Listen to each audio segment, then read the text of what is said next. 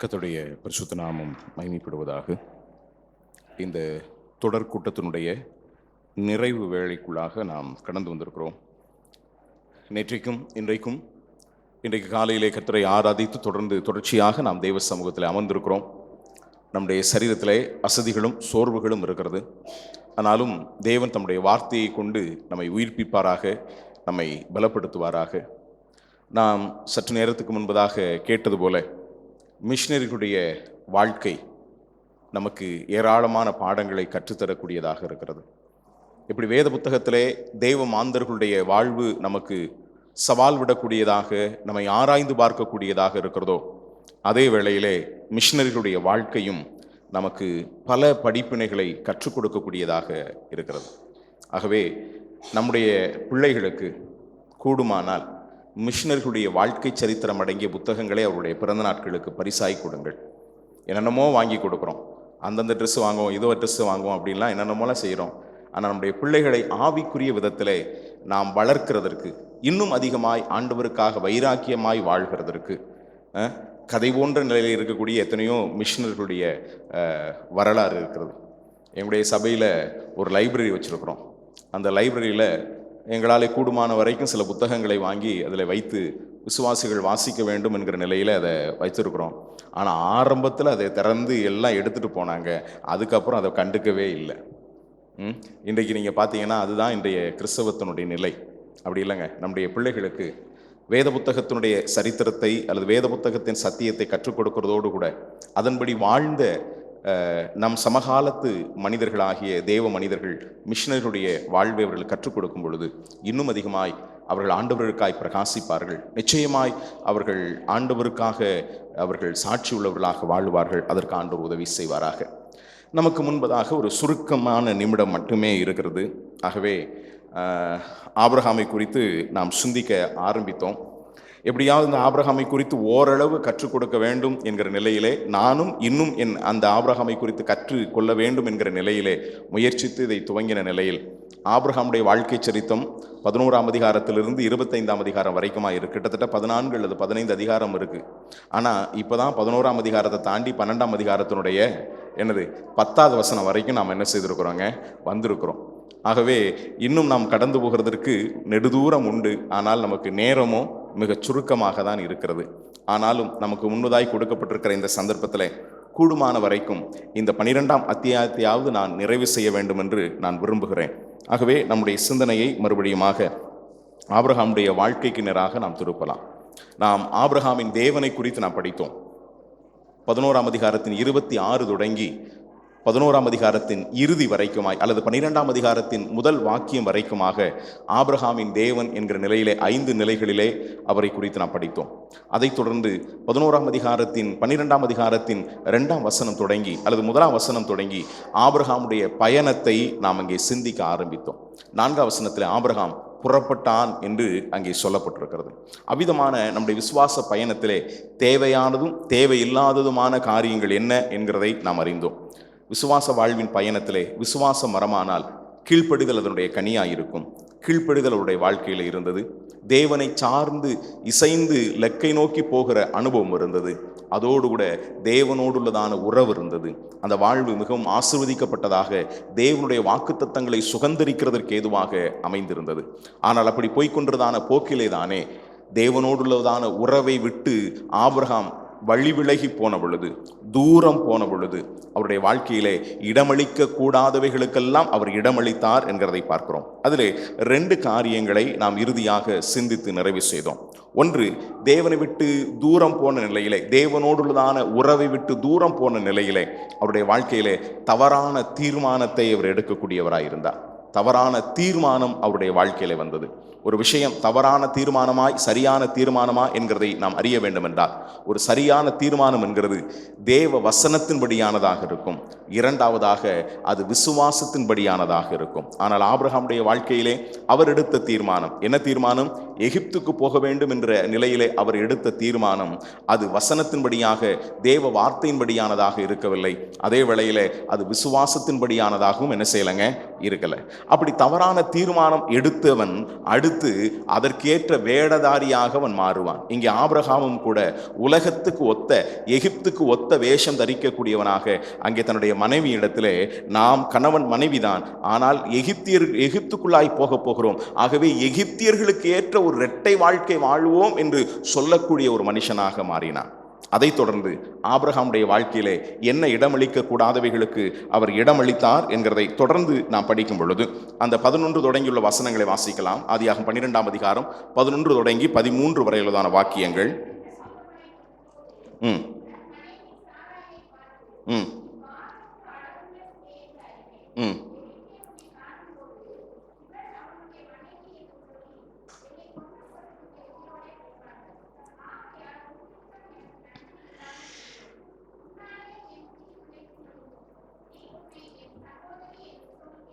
நான் ஏற்கனவே சொன்னேன், இந்த 3 வசனங்கள் ஏராளமான படிப்பினைகளை நமக்கு கற்றுக் கொடுக்கக்கூடியதாக இருக்கிறது. தவறான வழியை தெரிந்தெடுத்து அதன் வழியிலே போன பொழுது அதற்கேற்ற வேடதாரியாக, உலகத்துக்கு ஒத்த வேஷம் தரிக்கக்கூடியவராக, கொஞ்சம் சவுண்ட் கொடுங்க, ஆபிரகாம் இங்கே மாறி போனதை நான் பார்க்கின்றோம். அதை தொடர்ந்து இங்கே நான் வாசிக்கும் பொழுது என்ன வாசிக்கிறோம் என்று சொன்னால், வழி தவறிய ஆபிரகாம் வழி விலகி வேடதாரியாக மாறினது மட்டுமல்ல, இப்ப ஆபிரகாமுக்குள்ளாக தன்னுடைய உயிருக்கு உத்தரவாதம் இல்லை என்கிற ஒரு பயம் ஆபிரகாமுக்குள்ளாக வந்தது. தன்னை அழைத்த ஆண்டவர் இறுதி வரைக்கும் நடத்தி செல்வார் என்கிறதான விசுவாசம் இல்லாத நிலையிலே வழிதவறி போனதான அனுபவம் அவரை எதற்குள்ளாக கொண்டு வந்தது என்று சொன்னால், ஒரு பயம் ஆபிரகாமை கவ்வத் தொடங்கினது. அதனாலதான் 12ஆம் வசனத்திலே ஆபிரகாம் அங்கே சொல்லக்கூடியதான வார்த்தையை நீங்க கவனித்து பார்ப்பீங்கன்னா, அந்த வசனத்தில் என்ன வாசிக்கிறோம்? 12ஆம் வசனம் சொல்லி என்னை கொன்று போட்டு, இப்ப தன்னுடைய உயிருக்கு உத்தரவாதம் இல்லை என்கிறதான ஒரு நிலைக்குள்ளாக ஆபிரகாம் வந்து பயத்தினாலே ஆளப்பட்டவராய் மாறி போனார். ஒன்னு புரிஞ்சுக்கோங்க, சுருக்கமா நான் சொல்றேனே, ஆண்டவரை விட்டு வழி விலகி தேவனோடு உள்ளதான உறவை விட்டு பலிபீடத்தின் அனுபவத்தை விட்டு விலகி போவோம் அப்படின்னா தவறான தீர்மானங்கள் நம்முடைய வாழ்க்கையில வரும். அடுத்து தவறான தீர்மானங்களுக்கு எடுத்ததின் விளைவு அதுக்கேற்ற மாதிரி வேஷம் போட வேண்டி வரும். வேஷம் போடுறது மட்டுமல்ல, வேஷம் போடுறவன் எப்பவுமே பயந்துகிட்டே இருப்பான். மூன்றாவதாக ஆபிரகாமுடைய வாழ்க்கையிலே பயத்துக்கு இடமளிக்க கூடியவராக அவர் மாறி போனார். இப்பொழுது ஆபிரகாமுடைய வாழ்விலே ஒரு பயம் அவரை சூழ்ந்து கொண்டது. கர்த்தர் என்னை காக்க மாட்டார் என்கிற நிலையிலே அவராகவே தன்னைத்தானே காத்துக் கொள்ளுகிறதற்கான முயற்சியிலே ஈடுபடுகிறதை பார்க்கிறோம். உன்னிமித்தம் என்னை கொன்று போடக்கூடாதபடிக்கு என்னை எப்படியாவது காப்பாற்றணும் அப்படின்ற நிலையில ஒரு பயந்து போன ஒரு சூழலுக்குள்ளாக இங்க ஆபிரகாம் நிற்கிறதை பார்க்கிறோம். வேதத்துல வாசிக்கிறோம், நீதிமான் சிங்கத்தை போல எப்படி இருப்பாங்க? தைரியமா இருப்பான் என்று. ஆனால் இங்கே ஆபிரகாமுக்குள்ளாக நீங்க பார்த்தீங்க அப்படின்னா பயம் கடந்து வந்தது. மனித வாழ்விலே இந்த பயம் என்கிறது எப்பொழுது வந்தது தெரியுமா? பயம் என்கிறது மனுஷ வாழ்க்கைக்குள்ள எப்ப வந்துச்சு? பாவம் வந்த பொழுதுதான் பயம் வந்தது, அப்படிதானே? அங்கே தேவனோடு கூட உறவாடி உலாவி கொண்டிருந்ததான ஆதாம் ஏவாள் ஒரு சந்தர்ப்பத்திலே அவர்கள் பயந்து ஒளிந்து கொண்டார்கள் அப்படின்னு ஆதியாகமம் புத்தகம் 3ஆம் அதிகாரத்தில் சொல்லப்பட்டிருக்கு. முதல்ல அங்கே பயம் என்கிற வார்த்தையை நான் பார்க்கிறோம். ஏன் அந்த பயம் அவர்களுக்குள்ளாய் வந்தது என்று சொன்னால், பாவத்திற்கு அவர்கள் இடமளித்ததனுடைய விளைவு. பாவம் அவர்களை பயத்துக்குள்ளாய் கொண்டு போனது. பயம் என்கிறது எத்தனை கொடிதான ஒன்று என்கிறதை நீங்கள் அறிந்திருக்கிறீர்களா? விசுவாசிகளுடைய வாழ்க்கையில நாம் ஒரு காலும் கர்த்தருக்கு தவிர நாம் வேறு ஒன்றுக்கும் என்ன செய்யக்கூடாதுங்க? பயப்படக்கூடாது. மனுஷ பயம் கண்ணியை என்ன செய்யுங்க? வருவிக்கும். பயப்பட வேண்டியதற்கு நாம பயப்படணுங்க. பயப்பட வேண்டியதற்கு நாம நான் எதுக்கும் பயப்பட மாட்டேன் அப்படின்னு இருக்க கூடாது. பயப்பட வேண்டியதற்கு பயப்படணும். அது என்ன பயப்படணும்? கர்த்தருக்கு பயப்படுகிற பயம். அஞ்சுவது அஞ்சாமை பேதமை அப்படின்னு சொல்லியிருக்காங்க. அப்போ நாம எதுக்கு பயப்படணும்? அதுக்கு பயப்படணும். ஆனா பயம் என்கிற இந்த சுபாவம் மனுஷிக வாழ்விலே பாவத்தினுடைய விளைவாய் வந்தது.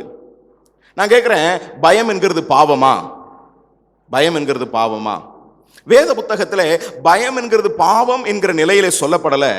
ஆனால் பயம் பாவத்திற்கு நேராகவும் பாவத்தின் விளைவுகளுக்கு நேராகவும் நம்மை கொண்டு போகும்.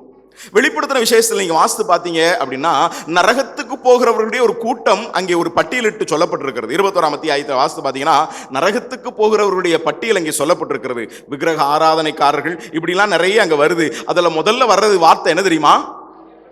பயப்படுகிறவர்களும் அவிசுவாசிகளும் அருவருப்பானவர். முதல்ல வர்ற வார்த்தை எது வருது தெரியுமாங்க? பயம். பயப்படுகிறவர்கள்.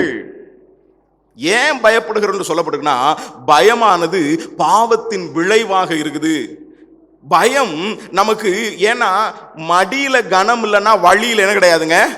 பயம் இல்லை. இன்னைக்கு அநேக விசுவாசிகளுடைய வாழ்விலே பயத்தினாலே அவர்கள் ஆளப்படுகிறார்கள். ஏன் தெரியுமா? அவங்க எடுத்த தவறான தீர்மானம், அதுக்கு ஏற்றது மாதிரியான இரட்டை வாழ்க்கை வாழ்ந்துட்டு இப்ப பயத்தால் ஆட்கொள்ளப்பட்டிருக்கிறார்கள். பயத்தால் ஆட்கொள்ளப்பட்டிருக்கிறார்கள். இந்த பயம் மனுஷனை என்னென்னக்குள்ளெல்லாம் கொண்டு போகும் தெரியுமா?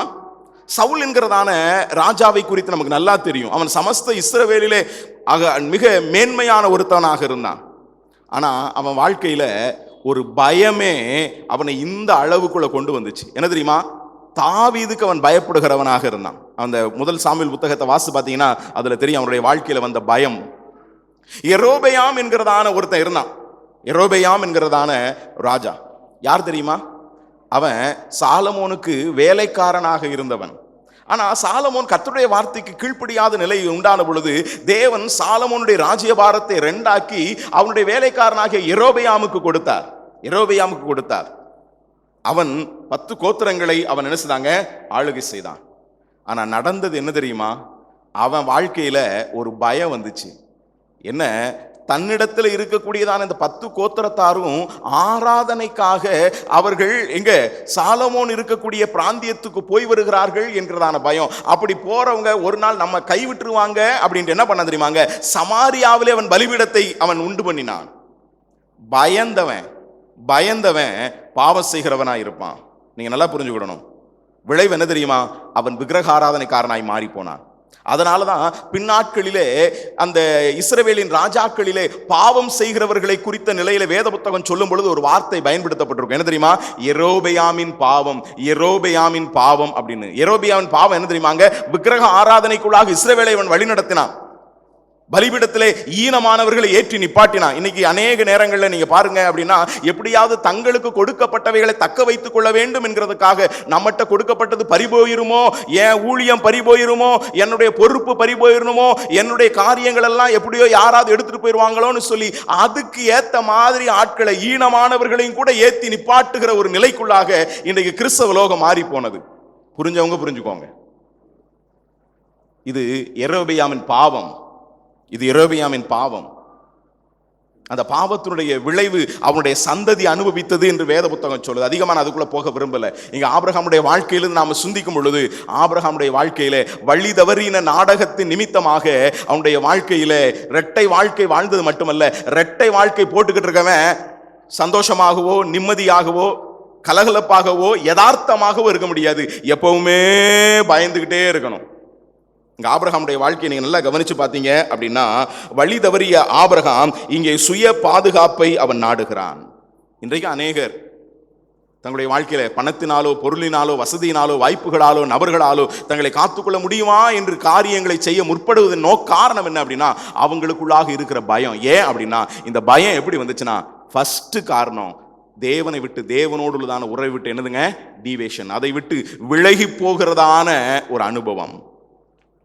அது தவறான பாதையை தெரிந்தெடுத்து அதற்கேற்ற வேடதாரியாய் மாற்றி அதன் நிமித்தமான ஒரு பயத்தையும் என்ன செய்கிறதுங்க? கொண்டு வருகிறது. மாத்திரமல்ல, அதனுடைய 13ஆம் வசனத்திலே வாசிக்கும் பொழுது, ஆபிரகாம் தவறான பாதையை தெரிந்தெடுத்து இரட்டை வாழ்க்கை வாழ்ந்து பயந்து போனவனாய் இருந்தது மட்டுமல்ல, அந்த பயத்தின் விளைவு அவனை எப்படி மாற்றிவிட்டது தெரியுமா? 13ஆம் வசனத்தை நீங்கள் வாசிக்கும் பொழுது, அவன் ஒரு சுயநலவாதியான ஒரு மனிதனாக அவனை மாற்றி போட்டது. சுயநலத்திற்கு ஆபிரகாம் இடமளித்தான் என்று சொன்னால் அது மிகையல்ல. வாழ்க்கை பயணத்தில் போகிற போக்கிலே தேவனோடு உள்ளதான உறவை விட்டு நாம் வழிவிலகி போவோம் என்றால் தேவையில்லாதவைகளுக்கெல்லாம் நாம் இடமளிப்போம். விசுவாசம் இருந்துச்சு, நல்லது. லக்கை நோக்கி தேவனை சார்ந்து போகிற அனுபவம் இருந்துச்சு, நல்லது.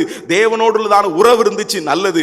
ஆனா அந்த உறவை விட்டு கொஞ்சம் விலகினப்போ எதுக்கெல்லாம் இடமளிக்க கூடாதோ அதுக்கெல்லாம் இடமளிச்சான். தவறான பாதை, இரட்டை வாழ்க்கை, பயம். இப்பொழுது என்ன தெரியுமா? சுயத்துக்கு இடமளிக்கிறவனாய் ஆபிரகாம் மாறி போனான். அந்த 13ஆம் வசனத்தை வாசித்து பாருங்களேன்.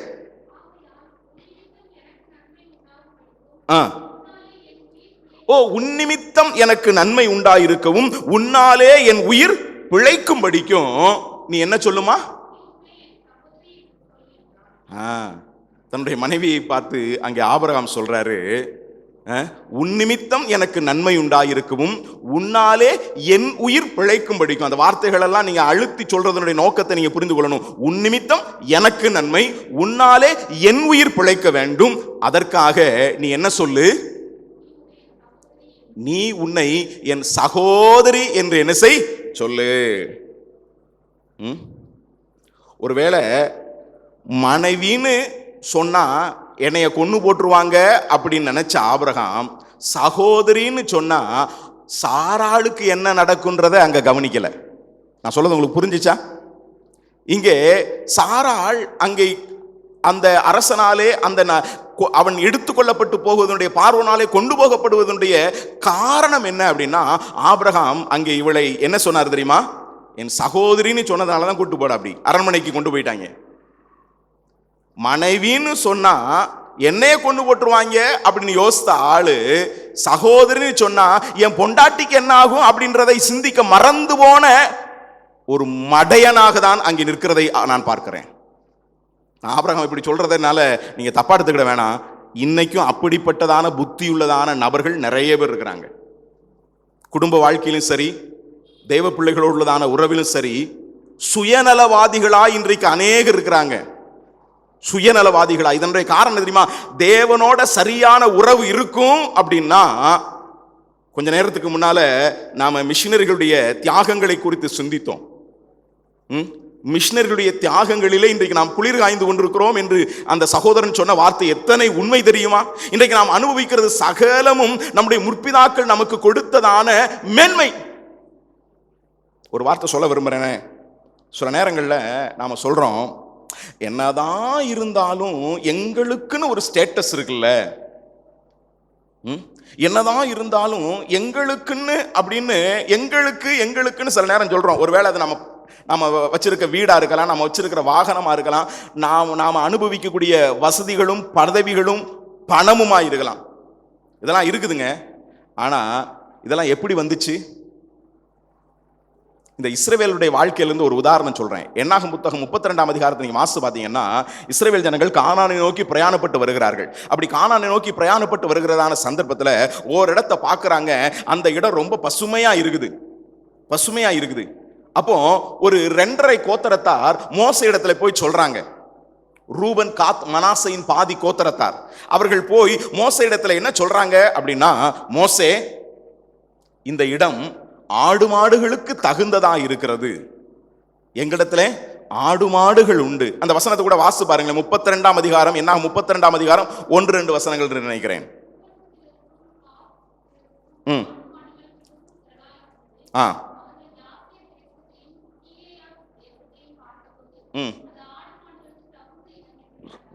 தகுந்த இடம் என்று கண்டார்கள்.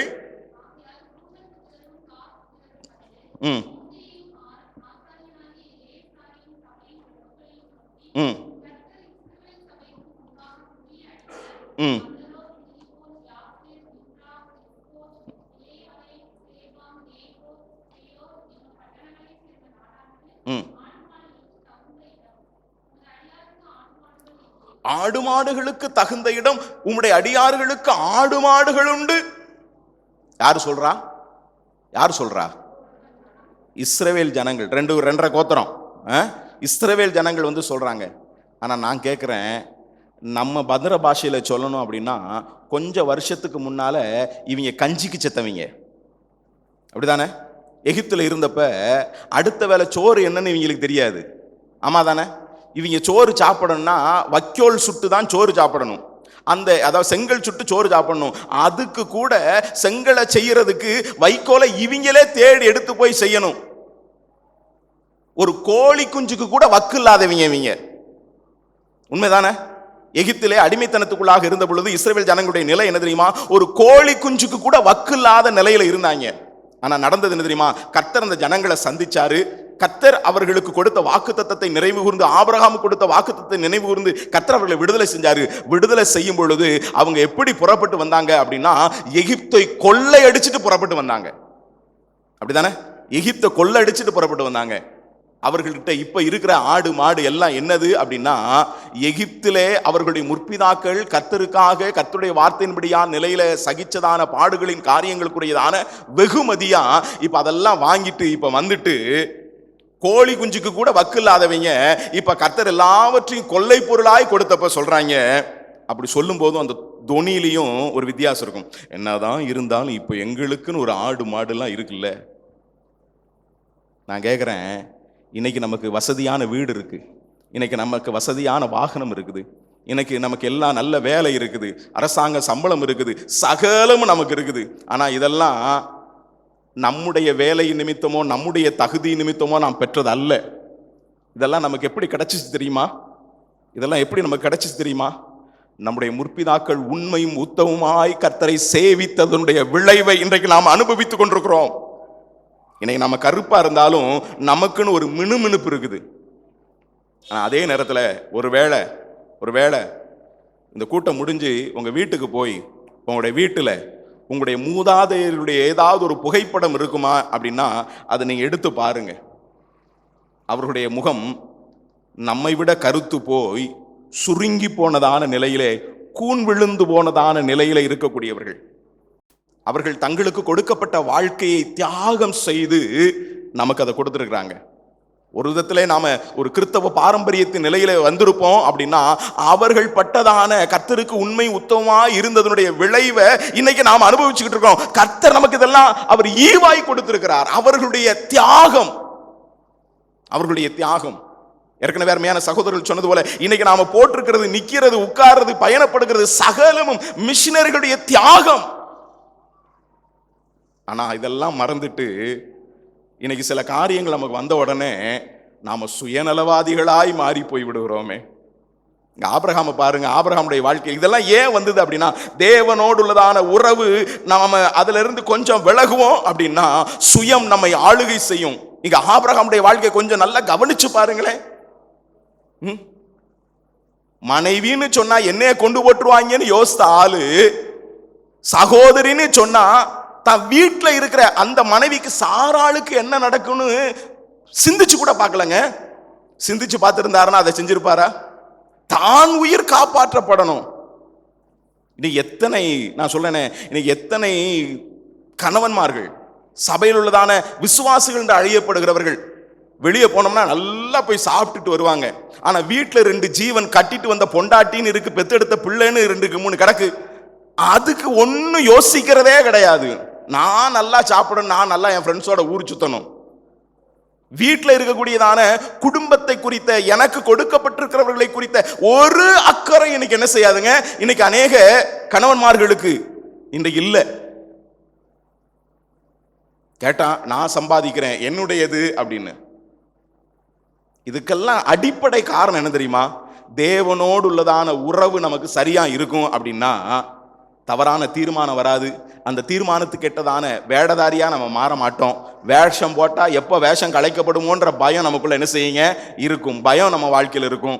பயம் மட்டுமல்ல, அது நம்மை சுயநலவாதிகளாகவும் என்ன செய்யுதுங்க, மாற்றி விடுகிறது. நீங்க ஆபிரகாம் சொல்ற வார்த்தை நீங்க நல்லா கவனிச்சீங்கன்னா, சாராலே நமக்கு ஒன்றும் ஆகிவிடக்கூடாது அப்படிலாம் கிடையாது. அது சாராலே உனக்கு ஒன்றும் ஆகிவிடக்கூடாது அப்படியும் கூட கிடையாது. சாராலே எனக்கு ஒன்றும் ஆயிடக்கூடாது, உன் நிமித்தம் எனக்கு நன்மை, உன் நிமித்தம் நான் சாகக்கூடாது. எந்த அளவுக்கு கீழே இறங்கி போயிட்டார் பாருங்க ஆபிரகாம். எந்த அளவுக்கு கீழே. ஒரு சந்தர்ப்பத்தில் நான் சென்னையிலே இந்த பகுதியிலிருந்து ஒரு சந்தர்ப்பத்தில் நான் செய்தி கொடுத்து கொண்டிருந்த சந்தர்ப்பத்தில் அதை கேட்டு முடிச்சுட்டு, எனக்கு மிக நெருக்கமான ஒரு சகோதரர் அங்கே உண்டு, ஒரு மூத்த சகோதரர். அவர் ஒரு சபையின் மூப்பர். அவர் முடிச்சுட்டு அதுக்கப்புறம் வந்தப்போ என்னை நிப்பாட்டிக்கு சொன்னார், விவேக்கு, கண்டிப்பாக பரலோகத்துக்கு போனேன்னா ஆபிரகாமுனை தனியாக கூட்டி வச்சு நிப்பாட்டி கேள்வி கேட்பா. அப்படி ஏயா, நான் எவ்வளவு ஸ்டாண்டர்டாக என் வாழ்க்கையை வச்சிருந்தேன், விசுவாசிகளின் தகப்பன் அப்படின்னு சொல்லி என்னைய போட்டு இப்படி நாரடிச்சிட்டியே அப்படின்னு, கண்டிப்பாக உன்னைய கேட்பாருப்பா அப்படின்னு அவர் சொன்னார். ஆனா அது உண்மைதான் அப்படின்னு அவர் சொன்னார். அப்படின்னா என்னன்னா, அந்த அளவுக்கு சில நேரங்களில் தேவ உறவை விட்டு விலகி போவோம் என்றால் நம்முடைய வாழ்க்கை எந்த அளவுக்கு கேவலமா அதனாலதான் இந்த செய்தியை ஆரம்பிக்கிறதுக்கு முன்னாலே நான் சொன்னேன், எப்படியும் வாழலான்றது கிறிஸ்தவ வாழ்க்கை அல்ல, இப்படித்தான் வாழணும்ன்றதான் கிறிஸ்தவ வாழ்க்கை. அதை எப்படி வாழணும் வாழக்கூடாது அப்படின்றதுக்கு வேத புத்தகத்தில் அநேக மனிதர்களுடைய வரலாறு நமக்கு எழுதி கொடுக்கப்பட்டிருக்கிறது. வேத புத்தகம் ஏதோ ஒரு சரித்திர புத்தகம் அல்ல, இது ஒரு சத்திய புத்தகம். சரித்திரம் எழுதுறோம் அப்படின்னா அவர் வந்தாரு, இதை செஞ்சாரு, அதை செஞ்சாரு, அப்படி இருந்தாரு, இப்படி இருந்தாரு, அதான் சரித்திரம். ஆனா இது ஒரு சத்திய புத்தகம். அதனால அவர்களுடைய நன்மைகளையும் குறைகளையும் நிறைகளையும் எழுதி கொடுத்து, ஏன் தெரியுமா, நமக்கு படிப்பினை உண்டாக்கத்தக்கதாக. இந்த திருஷ்டாந்தங்கள்லாம் எதற்காகனா, பவுல் அப்போஸ்தலன் கொரிந்தியர்கள் நிருபத்தில் எழுதுறாரு, நமக்கு படிப்பினை உண்டாக்கத்தக்கதான நிலையிலே நமக்கு பாடங்களாக இவைகள் எழுதி கொடுக்கப்பட்டிருக்கிறது. இன்னைக்கு இந்த ஆபிரகாமை போல அநேக விசுவாசிகள், விசுவாச குடும்பத்தில் இருக்கக்கூடிய, அது சகோதரனாகட்டும் சகோதரியாகட்டும், யார் எக்கேடு கெட்டு போனா எனக்கு என்ன, என் காரியம் நடக்கட்டும் அப்படின்னு நினைக்கிறது ஒரு தேவ பிள்ளையினுடைய சுபாவம் அல்லங்க. தேவனோடு உறவுள்ளதான மனுஷன் ஒரு நாள் அப்படி நினைக்க மாட்டான். ஏன்னா நம்முடைய ஆண்டவராகிய இயேசு கிறிஸ்து எப்படி வாழ்ந்தா? அவர் தமக்குரியவைகளை அவர் துறந்து கொள்ளையாடின பொருளாக எண்ணாமல், அன்றைக்கு வாழ்ந்த மிஷினரிகள் அதுபோலதான் தியாகமா வாழ்ந்தது நிமித்தமாக தான் இன்னைக்கு நாம என்னதுங்க விடுதலையோடு கூட கர்த்தரை ஆராதிக்கிறோம். இந்த வேத புத்தகத்தை வாசிக்கிறோம்னாலே அதற்கு காரணம் அவர்களுடைய தியாகம். சுயநலமா இருந்திருந்தாங்க அப்படின்னா அவங்க நாட்டில இருந்து ஏகோபோகமா இருந்திருக்கலாம். ஆனா தியாகமாய் இந்த தேசத்துல வந்து தங்குகிறதற்கு இடம் இல்லைங்க.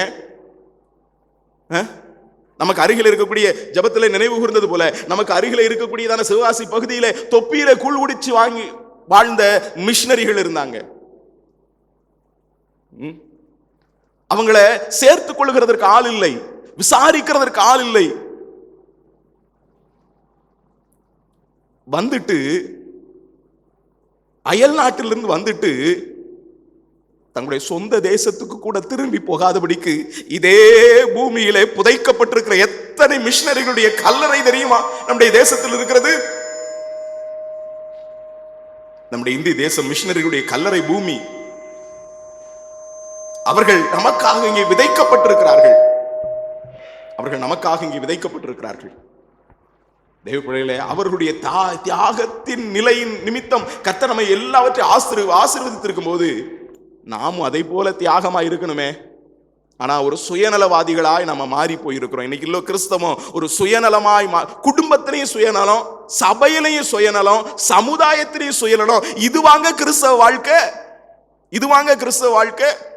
இந்த கிறிஸ்தவ வாழ்க்கை ஏன் இன்னைக்கு இருக்கு அப்படின்னா, தேவனோடு சரியான ஒரு உறவு இல்ல. வாழ்க்கையின் போக்கிலே பலிபீடத்தை விட்டு அப்படியே போற போக்கில தெக்க அப்படியே போயிட்டோம். பலிபீடத்தோடு உள்ள உறவு இருந்திருக்கும் அப்படின்னா நாம் ஒரு நாள் சுயநலவாதிகளா இருக்க மாட்டோம். இங்க ஆபிரகாமுடைய வாழ்க்கையில நீங்க பாத்தீங்க அப்படின்னா, ஆபிரகாம் ஒரு பொய்யான வாழ்க்கை வாழுகிறார். 16 வசனத்தை வாசிங்க.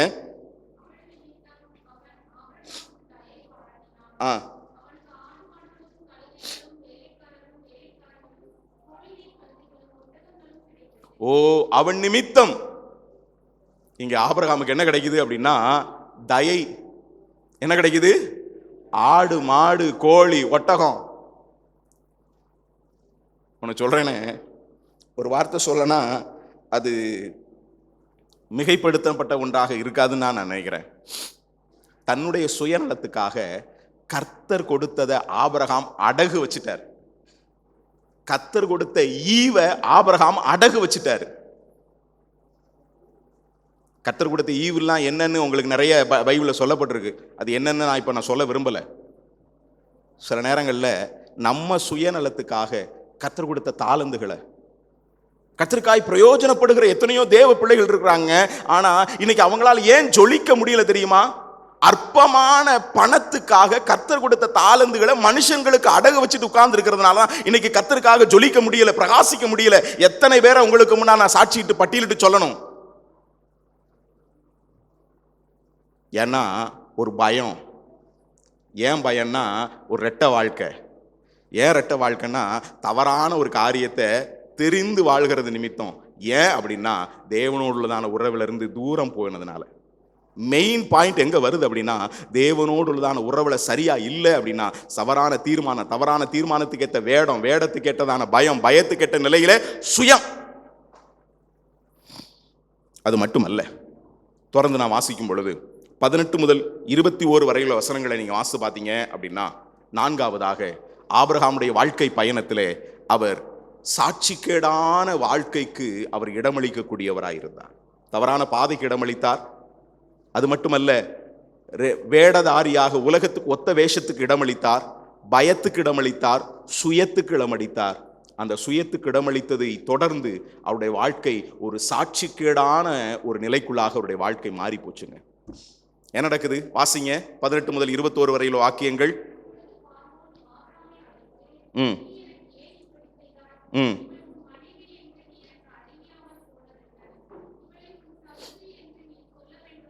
ம் ம்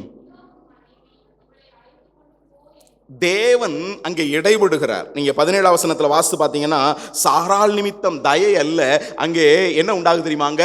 வாதையே உண்டாகுது. ஒன்று புரிஞ்சுக்கோங்க, ஒருவேளை இங்க நாம தவறினாலும் நம்முடைய தேவன் அவர் ஒரு நாளும் தவறுகிறவர் அல்ல. நாம தவறினாலும் நீ தவறு செய்து என்னை விட்டு தூரம் போயிட்ட, அதனால நான் எதுக்கு உனக்காக காரியம் செய்யணும்ட்டு சும்மா இருக்கிறவர் அல்லங்க. அங்க கர்த்தர் ஆபிரகாமுக்காக அங்கே அவர் செயல்பட்டார். அப்படிதானே? அவர் அங்கே 17 வசனத்தில் வாசிக்க அவர் செயல்பட்டார். அதனால இப்போ உடனே அவன் பார்வோன் என்ன செய்யறான் தெரியுமா? அங்க ஆபிரகாமை கூப்பிட்டு அவன் கேள்வி கேட்கிறான். இவன் யாருங்க? இவன் நம்ம பாஷையில் சொன்னா ஒரு அவிசுவாசி. இவர் யாருங்க? விசுவாசி. ஒரு விசுவாசிய ஒரு அவிசுவாசி கேள்வி கேட்கத்தக்க நிலையில நிப்பாட்டுறதுடைய காரணம் என்ன தெரியுமா? தேவனோடு உள்ளதான உறவிலே ஏற்பட்ட விளைவு, தூரம் போகிற அனுபவம். அவிசுவாசி கேள்வி கேட்கத்தக்க நிலையில இன்னைக்கு விசுவாசி வாழ்ந்துகிட்டு இருக்கிறோம். அன்னைக்கு கேட்டான். என்ன கேள்வி கேட்டான் தெரியுமா? அங்க நீங்க வாசித்து பார்த்தீங்க அப்படின்னா 3 கேள்வி கேட்டான். என் பாஷையில சொல்றேனே, நாக்கப்புடுங்கிற மாதிரி கேள்வி கேட்டான். அங்க முதல் கேள்வி என்ன தெரியுமா? நீ ஏன் எனக்கு இப்படி செய்தாய் அப்படின்னா என்ன அர்த்தம்? நீ ஏன் எனக்கு இப்படி செஞ்ச? ஆபிரகாமே, நீ ஏன் எனக்கு இப்படி செஞ்ச? என்ன செஞ்ச? உன் மனைவியை சகோதரி என்று சொல்லி நீ அனுப்பி வச்சிருக்கிற. சகோதரின்னு தெரிஞ்சா இந்த வீட்டு பக்கம் கூட நான் தலை வச்சு படுத்திருக்க மாட்டேன், மனைவின்னு தெரிஞ்சா. ஆனா நான் உன்னை நம்புனேனே, உனக்கு ஆடு மாடு கூட எல்லாம் கொடுத்தேனே, அப்பயாவது நீ சொல்லியிருக்கணும்ல. உன்னை நம்புனேனே, நம்பிக்கை துரோகம் செய்தாயே. நல்ல கவனிங்க, அவன் கேட்கிற கேள்வி ஆபிரகாமை எந்த விதத்தில் குற்றப்படுத்தி கேட்கிறான் அப்படின்னா, நீ ஏன் இதை எனக்கு செய்தாய்? நான் சுத்த மனசாட்சியோட தான் இதை நான் செஞ்சேன், ஆனா எனக்கு நீ ஏன் இதை செய்தாய்? இன்னைக்கும் உலகம் கேட்குதுங்க, ஏங்க நீங்களாம் கிறிஸ்தவன்னு நினைச்சுதானே உங்ககிட்ட இந்த வேலையை கொடுத்தேன்,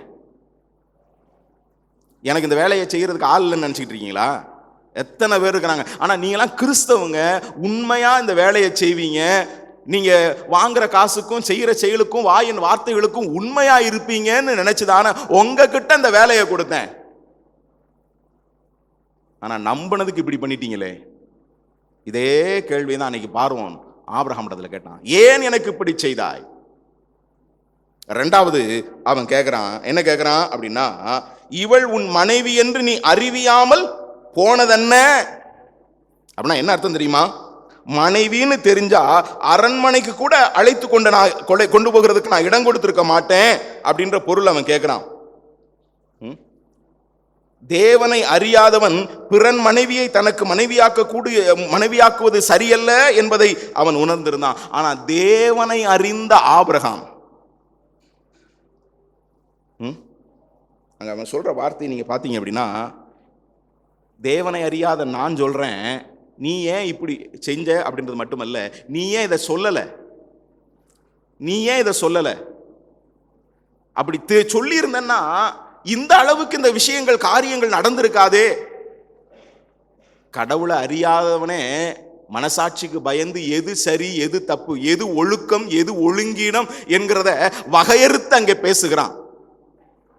அப்படின்னா அங்க ஆபிரகாம ரெண்டாவதாக அவன் எப்படி குற்றப்படுத்துகிறான் அப்படின்னா, ஒழுங்கீனன் என்கிற நிலையில எனக்கு தெரிந்த சன்மார்க்க நியதி கூட தேவ வசனத்தை பின்பற்றுகிறவன் என்று சொல்லக்கூடியதான உன்னிடத்தில் இல்லையே என்கிறது தான் இங்கே பார்வோனுடைய கேள்வி. தேவனை அறியாத எனக்கு தெரிந்த சன்மார்க்க நியதி கூட, அடுத்தவன் பொண்டாட்டி மேல ஆசைப்படுறது தப்பு அப்படின்னு எனக்கு தெரிந்த சன்மார்க்க நியதி கூட உனக்கு தெரியலையே. கடவுளுக்கு பயந்தவன்னு சொல்றியே, கடவுள் அழைச்சாருன்னு சொல்றியே, கடவுள் வேறு விரிச்சாருன்னு சொல்றியே, உனக்கு தெரியலையே அப்படின்றதான் அவனுடைய கேள்வி. அது மட்டுமல்ல, அங்க இன்னொரு வார்த்தை சொல்றான், உன் சகோதரி என்று சொன்னது என்ன? அட பொய்ப்புழுவி, அதான் இவன் சொல்றான். நம்பிக்கை துரோகி, ஒழுங்கீனன், பொய்யன் என்ற பட்டம் இப்பொழுது யாருக்கு கொடுக்கப்படுகிறது தெரியுமா? விசுவாசிகளின் தகப்பன் என்று அழைக்கப்படுகிற அந்த ஆபிரகாமுக்கு தேவனை விட்டு வழிவிலகி போனது நிமித்தம் எகிப்து கொடுக்கக்கூடியதான, எகிப்தின் தலைவன் கொடுக்கக்கூடியதான பட்டம். எகிப்து என்றால் உலகம், உலகத்தின் அதிபதியாகிய, உலகத்தின் தலைவனாகிய அவன் சொல்றான், நம்பிக்கை துரோகி, ஒழுங்கீனன், மாத்திரமல்ல பொய்யன் என்கிறதான ஒரு நிலை. உடனே அதை எடுத்துட்டு எப்படினாலும் அவன் சகோதரி முறைதான் அப்படிலாம் வரலாம் அப்படிலாம் சொல்லலாம். ஆனால் பச்சை பொய், அரைப்பொய், முழு பொய், ப்ளூ கலர் பொய், இப்படிலாம் எத்தனையோ ஆளுக்கு என்ன வேணாலும் பொய் சொல்லலாங்க. ஆனால் பொய்னா பொய் தான். சில நேரங்களில் நம்ம ஆட்கள்கிட்ட இருக்க இன்னொரு மிஸ்டேக் என்ன அப்படி தெரியுமா? ஒரு காரியத்தை மிகைப்படுத்தி பேசுவாங்க, அதுவுமே பொய் தான். 50 அப்படின்னா 50ன்னு சொல்லி பழகு. அது அப்படியே ஒரு 100 கிட்ட இருக்குங்க. கேட்டா என்னது 100 கிட்ட இருக்கும். இந்த சிம்சோனுடைய அந்த அந்த அந்த சம்பவத்தில் வரக்கூடிய நரியின் வாலை குறித்த, நீளத்தை குறித்து ஒரு கதை உண்டு. அந்த கதை சொல்றதுக்கு எனக்கு இப்போ நேரம் கிடையாது. சில நேரங்களில் பார்த்தோம் அப்படின்னா, எத்தனைன்னு சொல்லிட்டு போங்களேன், கரெக்டாக சொல்லிட்டு போங்களேன்.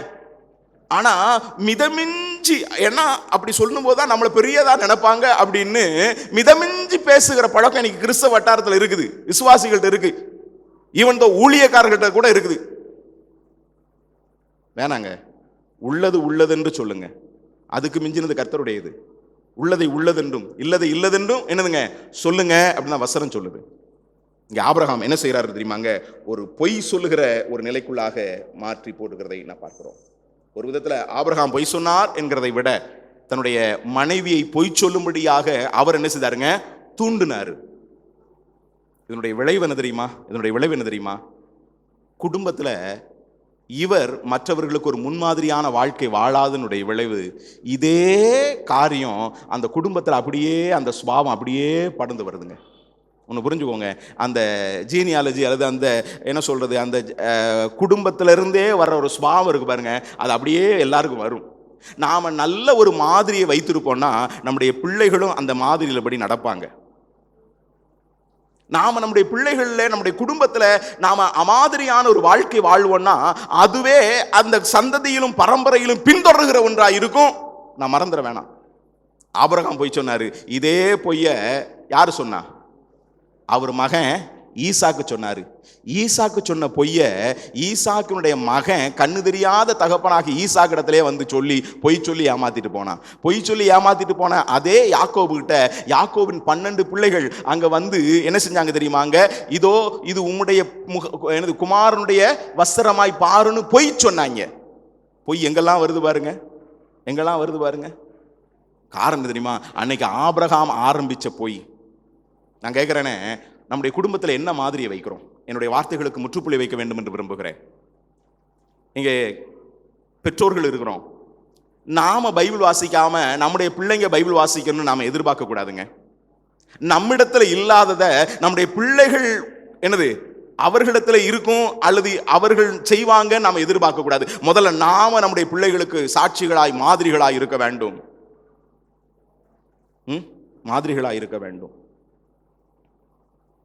நாம சர்ச்சுக்கு எப்போ வேணாலும் எப்படி வேணாலும் போவோம். ஆனால் நம்முடைய பிள்ளைங்க எல்லாம் பைபிளை தூக்கிட்டு சர்ச்சுக்கு கரெக்டாக போயிடும் நினைச்சோம்னா நடக்குமா? கிடையாதுங்க. நம்முடைய பிள்ளைகளுக்கு கற்றுக் கொடுக்க வேண்டியதை கற்றுக் கொடுக்கணுங்க. நான் சொல்லணும், பிள்ளையானவனை நடத்த வேண்டிய வழியிலே நடத்து, அப்பொழுது முதிர் வயது வரைக்கும் அதை விடாது இருப்பான். இன்னொன்னு சொல்லிடுறேன், பிள்ளைகளை வேத புத்தகம் என்ன சொல்லுது அப்படின்னா, வளர்த்து பார்க்கணும், வளர விட்டு பார்க்க கூடாது. மறுபடியும் சொல்றேன், பிள்ளைகளை வளர்த்து பார்க்கணும், வளர விட்டு பார்க்க கூடாது. வளர விட்டு பார்த்தோம்னா கண்ணீர் மட்டுமே மிஞ்சும், கண்ணீர் மட்டுமே மிஞ்சும். என் பிள்ளை என்னெல்லாம் செய்யறான் பாருங்க, என்னெல்லாம் பண்றான் பாருங்க. ஆனா அவன் மொபைலை கொடுத்தோன்னே தூக்கி வீசுவான். ஆனா பாத்தீங்களா அப்படி, அதுக்கப்புறம் என்ன வேணாலும் அவன் பண்ணுவான். அவன் செய்யற சின்ன தவறையும் கூட கண்டித்து, அதுக்காக சும்மா அடிச்சுக்கிட்டே இருக்கக்கூடாது. பிள்ளைகளை வளர்க்கிறது என்கிறது எப்படின்ற நிலையில சில காரியங்களை சொல்ல வேண்டி நான் விரும்பினேன். ஆனா நேரம் இல்லாதனால அதுக்குள்ள நான் போக விரும்பல. ஆனா அவங்க செஞ்ச தவறு என்னன்றத புரிய வச்சு அவர்களை சிட்சிக்கணும். அவர்களை தண்டிக்கிறதல்ல, அவர்களை சிட்சை செய்து கர்த்தருக்கேற்ற சிட்சையிலே அவர்களை என்ன செய்யணுங்க, வளர்க்கணும், அடிக்கிறதல்ல. பெற்றோர்களை உங்களுடைய பிள்ளைகளை கோபப்படுத்தாமல் அப்படின்னு பைபிள் சொல்லுது. அவங்களுக்கு புரிய வைக்கணும். ஒன்றுன்னு சொல்றேனுங்க, நம்மளை விட நம்முடைய பிள்ளைங்க ரொம்ப ஸ்மார்ட்டுங்க. அதுவும் இந்த காலத்து பிள்ளைங்க ரொம்ப ஸ்மார்ட். அவங்க கிட்ட சொன்னா, ஒரு வயசு பிள்ளைகிட்ட சொன்னா கூட அவனுக்கு புரிஞ்சுட்டு அவன் கேட்பான். ஆனா நாம தான் இப்பெல்லாம் ஒன்று புரிஞ்சுக்கக்கூடிய வயசு எல்லாம் கிடையாது அப்படின்னு போட்டு அவங்களை என்னென்னமோலாம் செஞ்சுக்கிட்டு இருக்கோம். நான் என்னுடைய காரியத்துக்கு திரும்ப வருகிறேன். எங்க ஆபிரகாம் அவன் ஒரு சாட்சிக்கேடான வாழ்க்கைக்குள்ளாக அவன் மாறி போனான். இதுக்கெல்லாம் காரணம் என்ன தெரியுமா? இடமளிக்க கூடாதவைகளுக்கு அவன் இடமளித்தான். தவறான பாதை, அங்கே எனது தேவனோடுதான உறவை விட்டு தூரம் போன பொழுதே தவறான பாதை, தவறான தெரிவு அவருடைய வாழ்க்கையில வந்தது. அதற்கேற்ற வேடம் அவருக்கு வந்தது. அந்த வேடம் அணிந்ததற்கேற்ற பயம் அவருடைய வாழ்க்கையில வந்தது. பயத்தோடு சேர்ந்து சுயமும் அவருடைய வாழ்க்கையில வந்தது. கடைசியில ஒரு சாட்சிக்கேடான ஒரு மனுஷனாய் ஆபிரகாம் மாறி போனான். உலகம் கேள்வி கேட்குது, அவிசுவாசி கேள்வி கேட்கிறான், நீ இப்படி செஞ்சது என்ன? உன்னை நம்புனேனே, நீ இப்படி செஞ்சது என்ன? நீ இதை அறிவியாமல் போனது என்ன? இது தெரிஞ்சிருந்தா நான் இப்படி செஞ்சிருக்க மாட்டேன். ஆனா எனக்கு தெரிஞ்ச சன்மார்க்க நீதி கூட உனக்கு தெரியலையே, வேதத்தை தூக்குறேன்னு சொல்றிய, உனக்கு தெரியலையே.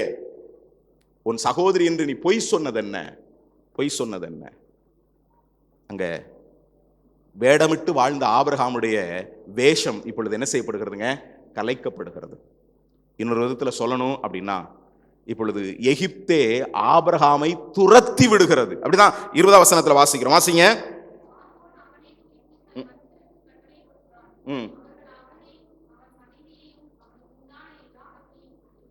ஓ, அனுப்பி விட்டார்கள். நாம சொல்றோம் உலகம் நமக்கு பாத்திரம் அல்ல அப்படின்னு.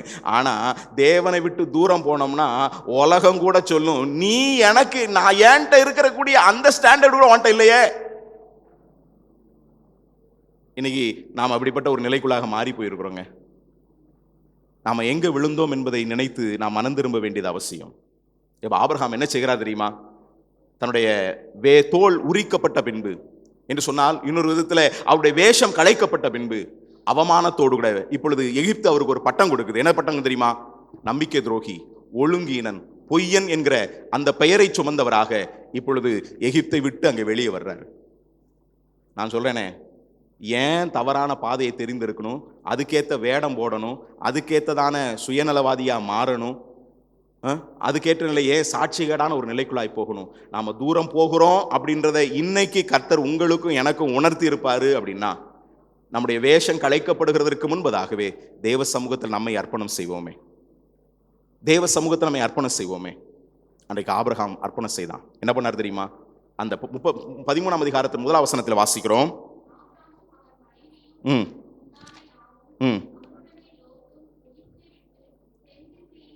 ஓ, எகிப்தை விட்டு, ஆங்கிலத்தில் வாசித்து பார்த்தீங்கன்னா went up என்று எழுதப்பட்டிருக்கிறது. ஏற்கனவே 10ஆம் வசனத்தில் வாசித்தோம் went down. இங்கே வாசிக்கிறோம் went up என்று சொன்னால் அவன் மேலெழும்பி மறுபடியும் வர்றான். மேலெழும்பி மறுபடியும் வர்றன்னா அதுக்கு 3 விஷயம் இருக்குது.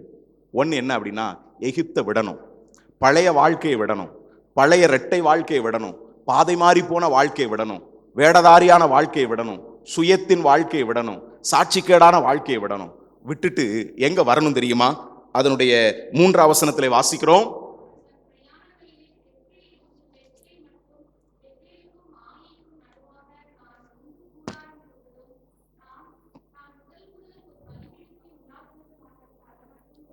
இப்பொழுது தெரிகிறதா?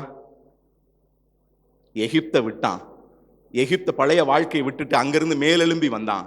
எங்க வந்தான் அப்படின்னா பெத்தேலுக்கு வந்தான். பெத்தேல் என்றால் என்ன தெரியுமா? தேவனுடைய வீடு. தேவ சமூகத்துக்கு வந்தான். தேவ சமூகத்துக்கு வந்து என்ன செய்தான் அப்படின்னா, தன்னுடைய பழைய வாழ்க்கையை விட்டு விட்டு அறிக்கை செய்து தான் முதல் பலிபீடம் கட்டின அந்த இடத்திற்கு பலிபீட தண்டையில திரும்ப வந்துட்டான். பலிபீட தண்டையில திரும்ப வந்துட்டான். ஆதி நிலைக்கு நேராக அவன் திரும்ப வந்தான். திரும்ப வந்து என்ன பண்ணான் தெரியுமாங்க? அங்கே கர்த்தரை தொழுது கொண்டான். கால் அப்பான் டு த லார்ட் அப்படின்னு சொன்னால் கர்த்தரிடத்துல தன்னை அறிக்கையிட்டு கர்த்தரோடு கூட தன்னை ஒப்புரவாக்கினான். அதுக்கப்புறம் ஆபிரகாமுடைய வாழ்க்கையை பாருங்களேன், எவ்வளவு சூப்பரா இருக்கும் தெரியுமா? அதுக்கப்புறம் நீங்க படிக்கிறதுக்கு உங்க கையில விட்டு கொடுறேன். இதுக்கப்புறம் ஆபிரகாமுடைய வாழ்க்கையை பாருங்க. அவனுடைய வாழ்க்கையில பிரச்சனை வந்துச்சு, குடும்பத்துல பிரச்சனை வந்துச்சு, உறவுகள்ல பிரச்சனை வந்துச்சு, பல அனுபவங்களுக்குள்ள போனான். ஆனா அதெல்லாவற்றிலும் தேவனுக்கு பிரியமான ஒரு மனிதனாய் அதுக்கப்புறம் என்ன செய்யாருங்க? வார ஆரம்பிச்ச காரணம் தெரியுமா? எங்கிருந்து விழுந்தானோ அந்த இடத்திற்கு அவன் திரும்ப வந்தான். இன்றைக்கு கர்த்தர் தான் நமக்கு ஞாபகப்படுத்துறார். நீ இன்ன நிலையிலிருந்து விழுந்தா என்பதை நினைத்து என்ன செய்? மனம் திரும்பி ஆதியில் செய்த கிரியையை செய்வாயாக. இந்த ஆபிரகாம் என்கிற மனிதனுடைய வாழ்க்கை என்னோடும் உங்களோடும் இடைப்பட்டிருக்கிறது. ஒருவேளை இதில் சொல்லப்பட்ட எல்லா காரியமும் நம்மை தொடவில்லை என்றாலும் ஏதோ ஒன்றை கொண்டு கர்த்தர் நம்மோடு கூட பேசி இருப்பாருங்க. நம்முடைய வாழ்க்கையில நாம எந்த நிலையிலிருந்து விழுந்தோம் என்பதை நினைத்து மனம் திரும்புவோமே.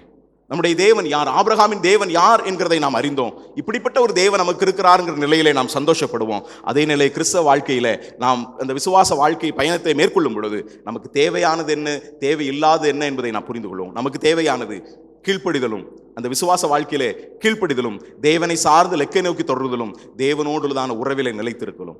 இதில் நாம் நிலைத்திருப்போம்னா கடைசி வரைக்கும் நம்ம உறுதியா இருப்போம். ஆனா தேவ உறவை விட்டு நாம வழிவிலகி போவோம் அப்படின்னா அவைகள் தவறான தெரிந்தெடுப்பை நம்முடைய வாழ்க்கையில கொடுத்து அதற்கேற்ற வேடதாரிகளாய் நம்மை மாற்றி பயத்துக்கும் சுயத்துக்கும் இடமளித்து சாட்சிக்கேடான ஒரு வாழ்க்கைக்குள்ளாய் நம்மை கொண்டு போய் நிறுத்தி மற்றவர்களுக்கு முன்னதாக அவமானமான நிலையிலே தலைகுனிந்து நிற்கத்தக்கதான ஒரு நிலைக்குள்ளாக கொண்டு போய்விடும். இதனால நாமும் தலைகுனிந்து நிற்கிறது மட்டுமல்ல, நம்மை ரட்சித்த ஆண்டவருக்கும் அபகீர்த்தி உண்டாக்கக்கூடியவர்களாய் இருப்போம். ஆகவே நாம் இன்ன நிலையிலிருந்து விழுந்தோம் என்பதை நினைத்து மனம் திரும்பி எகிப்தை விட்டு நாம் திரும்பி ஆதி நிலையிலே கர்த்தரோடு உள்ளதான உறவுக்கு நாம் திரும்பி வருவோம். அதற்கு நம்மை அர்ப்பணிப்போம். அதற்கு இங்கே அறிவிக்கப்பட்ட வார்த்தைகள் பிரயோஜனமாய் இருப்பதாக நம்முடைய தலைகளை தாழ்த்துவோமே. ஒருவேளை கர்த்தர் உங்களோடும் என்னோடும் அவர் பேசி இருப்பார் என்று சொன்னால் நாம் அவரிடத்திலே நம்மை அர்ப்பணம் செய்வோம். நம்முடைய நிலையை அவர் நன்றாய் அறிந்திருக்கிறார்.